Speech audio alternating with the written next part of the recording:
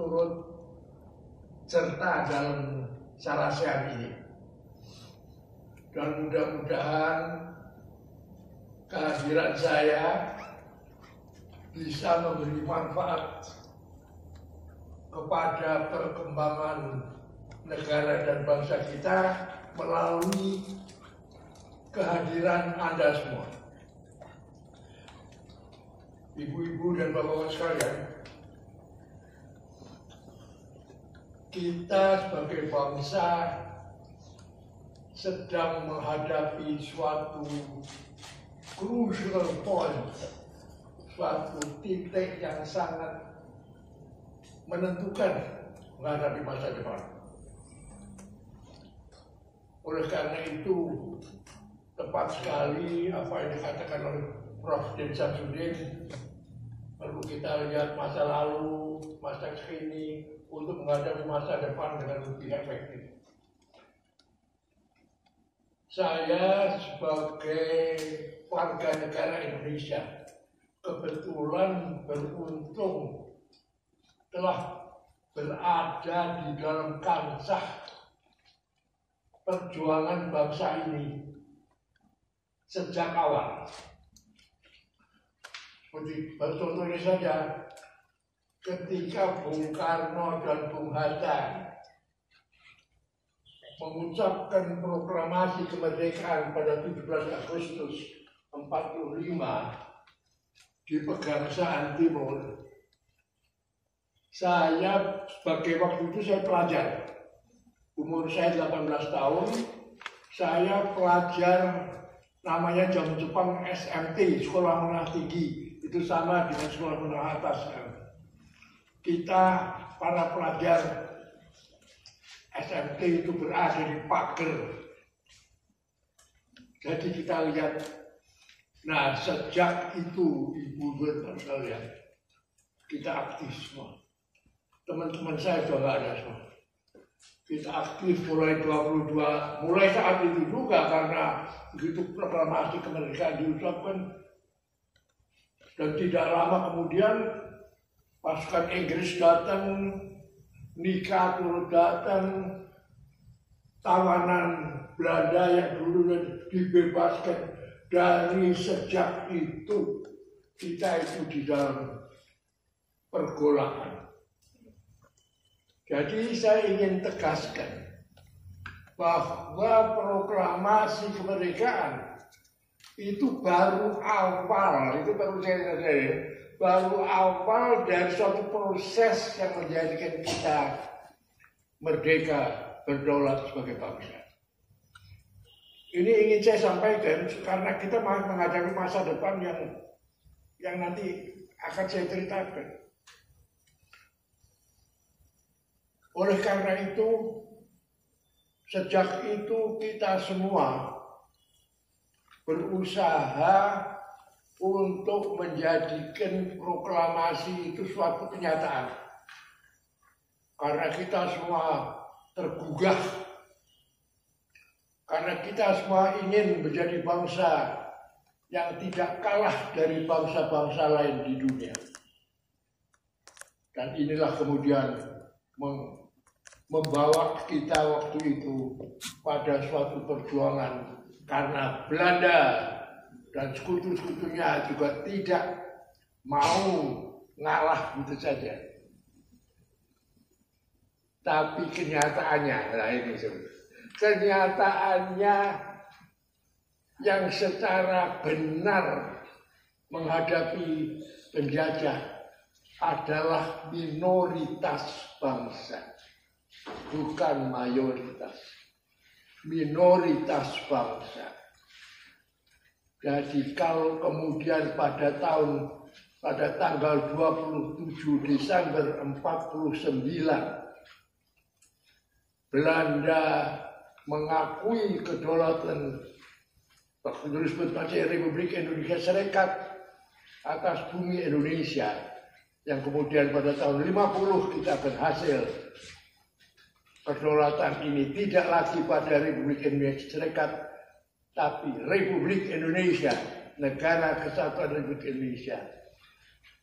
kita semua, saya harap kita sadar bahwa itu salah satu karunia Allah yang tidak sedikit, tidak kecil. Dan karunia Allah kepada kita bangsa Indonesia sudah banyak. Sumber daya alam yang tidak dimiliki oleh bangsa-bangsa lain. Posisi geostrategis Indonesia yang tidak dimiliki bangsa lain. Sekarang ditambah kemudian kedaulatan. Nah sebetulnya kalau kita ini manusia-manusia yang tahu diri gitu ya, kita harus membalas kebaikan Tuhan pada kita itu juga dengan perilaku, perbuatan, tindakan yang setimpal. Dengan lain perkataan, kedaulatan yang diberikan. Dan apalagi kemudian Bung Karno sudah datang dengan Pancasila. Undang-Undang Dasar 45 pada tanggal 18 Agustus 45 sudah keluar semua. Seharusnya kalau kita betul-betul sadar akan karunia Allah, kita juga berperilaku yang arahnya menjawab kemurahan Tuhan itu. Berarti membuat bangsa ini betul-betul sesuai dengan keinginannya waktu mau merdeka. Tadi saya katakan, kita mau merdeka pendek saja lah. Kita nggak mau beda, tidak mau kalah dengan bangsa-bangsa yang lain yang sudah merdeka. Tapi nah di sini setelah tahun 50, di mana sebetulnya kita perlu membangun negara dan bangsa ini untuk mencapai apa yang jadi keinginannya. Tidak kita lakukan dan sampai sekarang pun belum terwujud. Kalau tadi Pak Din mengatakan distorsi, belum kita lakukan. Karena kita semua mengatakan Pancasila adalah dasar negara kita, filsafat hidup bangsa dan sebagainya. Nyatanya mana Pancasila? Nah, maaf ya, di sini saya sangat menghargai Bung Karno. Bukan main, kita punya pemimpin seperti itu, menghasilkan Pancasila dan perilaku yang lain. Tapi mengapa Bung Karno yang pada waktu itu bukan main pengaruhnya dan kemampuannya, apalagi setelah 62 ketika kita sudah berhasil menjadikan Irian Barat bagian dari Indonesia. Wah bukan main, ibu-ibu bawa sekalian. Tahun 62 itu Bung Karno nggak ada lah, kurang. Kok nggak bangun? Mungkin mau maksud beliau baik, tapi tidak secara strategis memang baik. Yaitu terus selesai itu bukannya membangun Indonesia yang waktu itu ekonominya berantakan. Kita ini tentara ya, sekian tahun selalu di lapangan, pengen juga konsolidasi. Enggak, Bung Karno mengumumkan konfrontasi. Ya, loh, mungkin benar kita harus menghadapi Nikolem. Tapi kalau menghadapi Nikolem, harus lebih dulu dibangun bastion, bentengnya untuk menghadapi itu. Nah itu enggak. Nah itulah kesempatan kemudian untuk PKI untuk bangkit. Nah ini sekarang yang saya ingin sampaikan. Sampai sekarang masih berlaku. Ibu-ibu dan bapak sekalian perlu sadari bahwa lawan-lawan kita, siapapun yang nanti saya itu menjadi kuat, menjadi mampu, bukan karena mereka hebat, bukan karena kita bangsa Indonesia memperlemah diri kita sehingga dia jadi kuat, lawan jadi buktinya Belanda. Lah kok tadi saya katakan banyak orang Indonesia terus turut Belanda. Belanda sempat membangun negara-negara bagian negara Sumatera Timur, negara Indonesia Timur, negara Pasundan, saudara. Nah, itu tidak mungkin dia bangun kalau tidak ada. Nah, jadi Belanda kuat karena kita. PKI kuat karena kita memperlemah diri. DITI kuat karena kita kurang memperhatikan tadi itu kesejahteraan rakyat. Loh, karunia Allah kita bisa selesaikan itu semua. Karunia Allah. Nah, Mbak sekarang karena itu harapan saya. Mulai saat sekarang, marilah kita bersama-sama membangun Indonesia ini benar-benar sesuai dengan apa yang telah ditetapkan pada waktu kita hendak merdeka.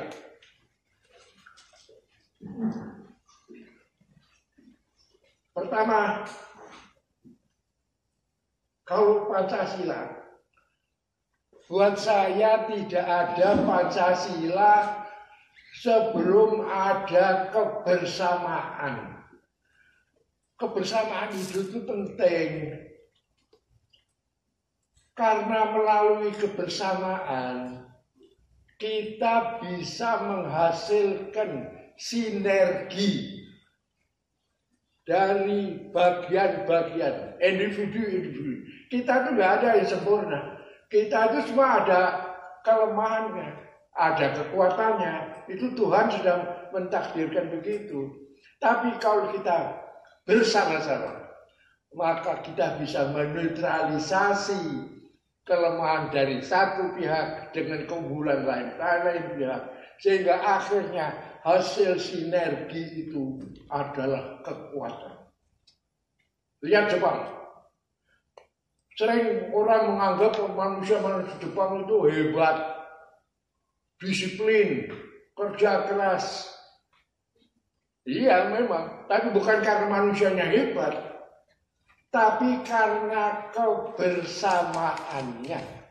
Karena kebersamaan manusia Jepang, maka mereka dalam kebersamaan itu tidak mau dianggap ketinggalan ke dalam bentuk kelompoknya itu loh. Timbul budaya malu yang sangat kuat. Sehingga orang itu tidak berdisiplin, itu malu dia. Karena kalau dia tidak berdisiplin, kelompoknya kalah. Nah, kalau dia tidak kerja keras, kalah lagi dengan kelompok lain. Itulah yang menghasilkan Jepang itu sebagai kebersamaan yang kuat. Waktu saya jadi duta besar di Jepang ya, ketemu dengan profesor wanita Jepang pertama dalam sosiologi, yaitu Profesor Dr. Chie Nakane. Dia bilang pada saya, Mr. Ambassador, kalau kita hadapkan satu orang Jepang terhadap satu orang Indonesia, kalahlah orang Jepang, dia bilang. Kalah orang Jepang, orang Indonesia. Tapi orang Jepang tidak pernah satu orang, 10 orang Jepang berhadapan dengan 10 orang Indonesia. Waktu itu tahun 82 ya. Dia bilang, saya yakin, I assure you, dia bilang, Jepangnya tidak akan kalah. Memang, tapi saya jawab, Madam Profesor, you are right today. Anda benar sekarang tahun 82. But I assure you 10 years from now, 10 tahun dari sekarang, dari tahun 92, juga 10 orang Indonesia akan kuat. Dengan harapan kita di Indonesia bisa mengkonsolidasi, bisa menjadikan Pancasila itu suatu kenyataan melalui kebersamaan. Tapi yang enggak, nah ini hal-hal ini loh, ini hal-hal yang perlu kita sadari. Terus bukannya kita nggak bisa, kita bisa kalau kita mau. Marilah kita sekarang menghidupkan niat kita. Niat kita untuk menjadi bangsa yang maju, sejahtera, adil untuk seluruh rakyat. Kalau kita memang ada kebersamaan, tidak ada ini korupsi sekarang hampir setiap hari kita dengan korupsi. Nah, itu sudah ada budaya malu sudah. Jadi kalau tadi dalam pidato kenegaraan Presiden Jokowi mengatakan, marilah kita pokoknya pertahankan Pancasila untuk mempersatukan bangsa. Tidak hanya mempersatukan Pak Presiden Jokowi, timbulkanlah kebersamaan. Sehingga dengan demikian benar-benar bangsa Indonesia persatuannya itu persatuan yang bersifat kebersamaan, di mana kita kokoh kuat dengan budaya yang positif, sehingga alhamdulillah nanti kalau terwujud tidak ada lagi itu korupsi. Waktu saya jadi duta besar di Jepang, Profesor Mufti Ali yang waktu itu jadi Menteri Agama datang ke Jepang, ada rapat itu. Tapi sebelum dia ketemu saya, dia udah putar-putar tuh. Setelah selesai ya, dia ketemu saya, Pak Saidiman, ini orang Jepang lebih Islami dari saya, dari kita. Kita resminya bangsa Islam yang terbesar di dunia. Tapi kita kalah, Pak. Ini Islami kita ini nggak bener ini. Saya tanya, apa yang Anda maksud? Coba orang sini jujur-jujur. Orang sini tepat waktu. Orang sini kebersamaannya begitu kuat. Ini kan semua sifat-sifat Islam yang perlu kita hidupkan. Nah ini. Jadi masalahnya kita ini bukan Tuhan tidak memberikan pada kita hal-hal yang hebat. Tadi manusia Indonesia ini semua orang-orang cerdas, orang-orang yang lentur secara fisik. Tapi yang kita ini kemudian tidak ada respons kita terhadap Allah Subhanahu wa Ta'ala, agar supaya apa yang kita diberi itu kita kembangkan untuk kepentingan kita. Coba kebanyakan sumber daya alam kita menjadikan malah bangsa lain kaya. Kita tetap kemiskinan ya, meskipun turun ya, masih tetap 9,7% tahun ini. Berarti 27,4 juta orang di Indonesia masih miskin. Padahal Tuhan memberikan. Jadi kalau tadi ya, Presiden Jokowi mengatakan kita harus hilirisasi. Nikel kita harus mengalami, saya bilang hati-hati ini. Hilirisasi dari nikel akan menghasilkan lithium. Dan yang akan mencari lithium itu siapa? Cina.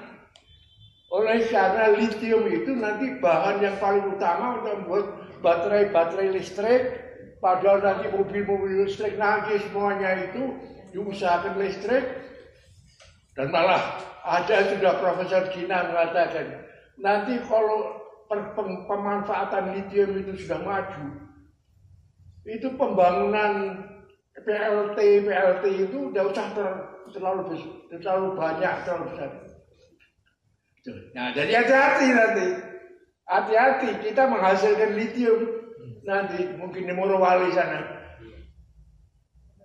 Tapi kalau orang-orang maaf ya, mudah disuap, maaf saja, nyatanya kan begitu.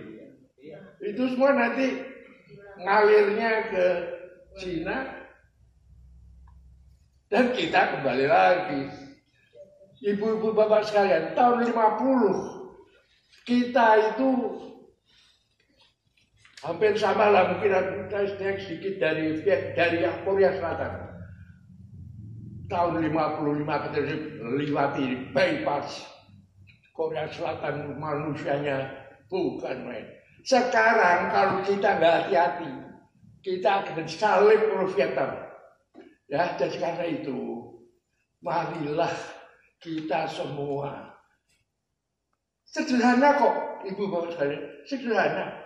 Marilah kita didik putra-putri kita di dalam rumah tangga kita menjadi orang-orang yang sesuai dengan ketentuan dulu, nggak usah macam-macam, rajin, sopan santun, menghargai kebersamaan, dan pendidikan tadi saya bilang ya, kalau kita bicara Pancasila, nomor 1 kebersamaan di masyarakat. Yang namakan di pasar Pancasila tidak ada kebersamaan, itu nonsense. Kedua, kesejahteraan rakyat. Tadi sudah Prof. Din Syamsuddin mengatakan kesejahteraan rakyat. Ketiga, karena ini perlu orang-orang yang berdidik, pendidikan itu harus kita hidupkan. Nah sekarang ya, ini kan Presiden Jokowi baru mengatakan 5 tahun ke depan titik beratnya SDM. Bagus, tapi sekarang laksanakan betul. Dan dalam pendidikan SDM-nya itu pendidikan SDM yang sesuai dengan Pancasila. Jangan menjadikan mereka individualis, kapitalis yang tidak karuan. Kebersamaan itu harus tumbuh. Pendidikan, dan tentu harus kompetensi itu kita kembangkan. Keempat, kita harus mempunyai sistem politik yang dari tadi sila keempat, kerakyatan yang dipimpin. Nah buat saya, terus terang saja ya, buat saya sistem politik yang cocok buat kita itu adalah Undang-Undang Dasar 45 versi 18 Agustus 45 yang sejak reformasi sudah diamandemen tidak karuan. Tapi saya dengar Presiden Jokowi tidak setuju kalau presiden dipilih oleh MPR. Padahal kalau kembali ke Undang-Undang Dasar 45 ya presiden. Seakan-akan ya dengan itu ada demokrasi yang begitu-begitu. Tidak ada, itu Amerika Serikat saja yang memilih presiden, dan presiden itu bukan rakyat langsung. Electoral college. Di tiap-tiap negara bagian itu ada electoral college. Kan tidak mungkin lah. Coba kemarin itu, sedih saya waktu pemilihan presiden. Begitu terbelahnya masyarakat kita. Ya. Untung bahkan rekan-rekan saya sendiri, Purnawirawan TNI, yang Pro 01 sama Pro 02 sampai kita persatukan kembali. Itu kan tidak benar toh. Nah, jadi sistem politik, kemudian harus ada ketahanan nasional. Dengan ini, dengan kesejahteraan yang baik, dengan kebersamaan, dengan pendidikan yang baik, akan tumbuhlah ketahanan nasional. Karena ketahanan nasional itu adalah aspek keamanan nasional dan kesejahteraan nasional. Yang terakhir yang kita perlukan adalah kepemimpinan di segala aspek. Dan kepemimpinan dengan sendirinya adalah kepemimpinan sesuai dengan filsafat kita yang Pancasila. Jadi negara kesatuan Indonesia, segala aspeknya itu Pancasila. Nah inilah yang saya sudah agak ini ya, berkali-kali juga menyampaikan ini. Karena dalam umur saya ini, Saya tidak akan ngalami lagi, tapi ingin saya masih memberikan dasar bagi perkembangan ini. Saya tidak hanya malu, sedih melihat bangsa yang mempunyai potensi begitu. Kita itu potensi kita tinggi seperti yang dikatakan Profesor J. Nakane tadi itu benar. Satu Jepang berhadapan satu Indonesia mesti kalah Jepangnya. Potensi kita itu bukan main. Karunia Allah pada kita itu bukan main. Marilah kita sekarang juga menjadi orang-orang yang takwa pada Tuhan yang kuasa. Agama pun apapun yang kita anut, marilah kita menjadi manusia-manusia yang berkualitas, manusia-manusia yang mengabdi kepada Tuhan yang Maha Kuasa, pada masyarakat, kepada bangsa, untuk mewujudkan apa yang diinginkan. Yang kita inginkan sejak tahun 45 adalah terwujudnya bangsa Indonesia yang maju, sejahtera, berdasarkan Pancasila di bumi Indonesia. Karena itu perlu kita wujudkan masyarakat Pancasila. Nah ini sekarang saya titipkan pada Anda semua. Mudah-mudahan apa yang saya kemukakan ini bisa berdampak positif pada perkembangan kita. Karena kalau tidak, maaf, saya malu loh. IPB orang-orang pinter kok begitu mudah dijadikan pusat rekrutmen radikalisme. Nah, itu tadi. Karena kita be happy go lucky ya, kita melemahkan diri ya dia menjadi. Karena itu terus terang ya, saya dukung Kasat yang tetap menerima siapa itu Enzo itu dari Taruna. Mengapa? Marilah kita buktikan bahwa kita itu khususnya Angkatan Darat, khususnya Akmil Magelang, melalui suatu pendidikan yang baik bisa mewujudkan pejuang-pejuang Pancasila melalui pendidikan 4 tahun, sehingga dengan demikian pejuang taruna-taruna ini nanti menjadi pejuang Pancasila yang gigih, pelaku dan pelaksana Sabta Marga yang konsekuen sepanjang hidupnya. Dan saya yakin bisa kalau kita mau. Jadi yang penting sekarang saya juga bilang pada Kasat, ini kita bisa asal kita betul-betul kuat niat kita dan melaksanakan niat kita. Pak Denny, ini aja yang saya ingin sampaikan dan mudah-mudahan ada manfaatnya. Assalamualaikum warahmatullahi wabarakatuh. Terima kasih Pak Saidiman, luar biasa refleksi beliau sebagai pelaku sejarah ya dari peristiwa proklamasi 17 Agustus 1945